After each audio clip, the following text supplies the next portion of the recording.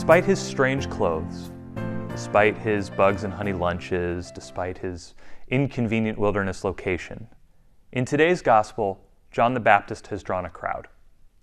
We can assume that they have braved bugs and muddy feet, neglected their errands and chores, wandered from town down to this river where John stands, maybe hip deep in the water, waiting for whoever's next to be baptized. And anxiety seems to be the thing that has drawn this crowd together, because they've come with a question. What should we do? Now, the Gospels first introduce us to John the Baptist when he's in utero, and then again as a grown man mid-ministry. But having been something of an unusual teenager myself, I often liked to imagine an adolescent John, already palpably strange, already pretty weird.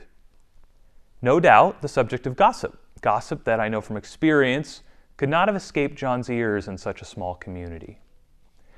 And so when the other mothers speculated about his mom's disappointment maybe, did he hear them?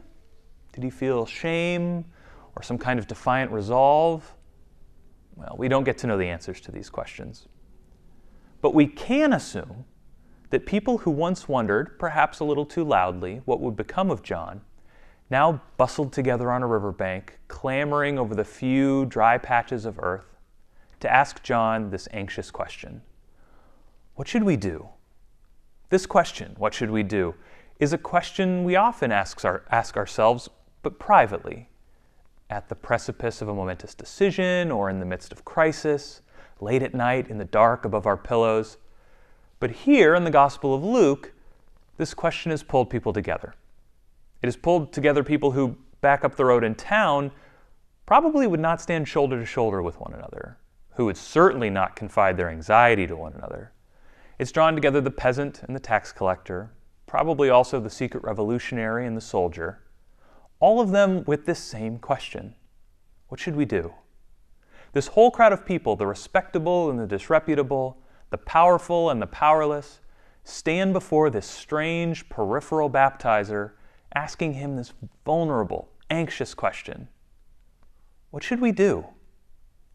How did it come about that all these normal people with this normal anxiety have turned together to this strange man, rabbi they call him, teacher? Did they notice that they'd become strange too, standing here in the mud in the middle of the day asking for advice? I don't really know the answer to that question either, but I know that this is something that people do, because it's something that I do. The confines of my life, of the decisions I've made, of the institutions to which I'm subject. Sometimes it seems like the whole world and its weight press on me, and they demand that I get to work. I labor and strive and fight. And when inevitably I feel overwhelmed, I lay awake at night and I think, what should I do? And in those moments, there call to me 1,000 fanciful hopes and ideas, crafted for me by advertisers and politicians and pundits, sometimes by my own imagination, hopes for some special knowledge, some secret trick that'll save me from my fear and my uncertainty and my anxiety. I can imagine then how spun out, how malleable this crowd must have been. We get some sense of this, in fact, when John responds to their question with what they already know. Share what you have that's extra with those who lack.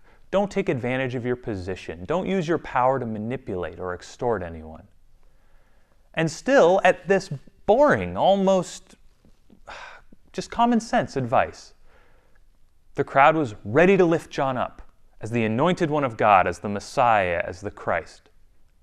And yet somehow, before this expectation made it from their hearts to their lips, maybe John read it on their faces, he cut them off.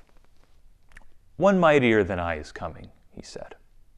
He refused, in that way, to give them magical answers or secret wisdom. He refused to rebrand common sense to glorify himself. Instead, he told them, wait. What should we do? Wait. One mightier than I is coming, John told them. I'm not worthy to untie his shoes, John told them. But first, even though you're afraid, you have to wait. And so in Advent, we make a practice of heeding John's advice.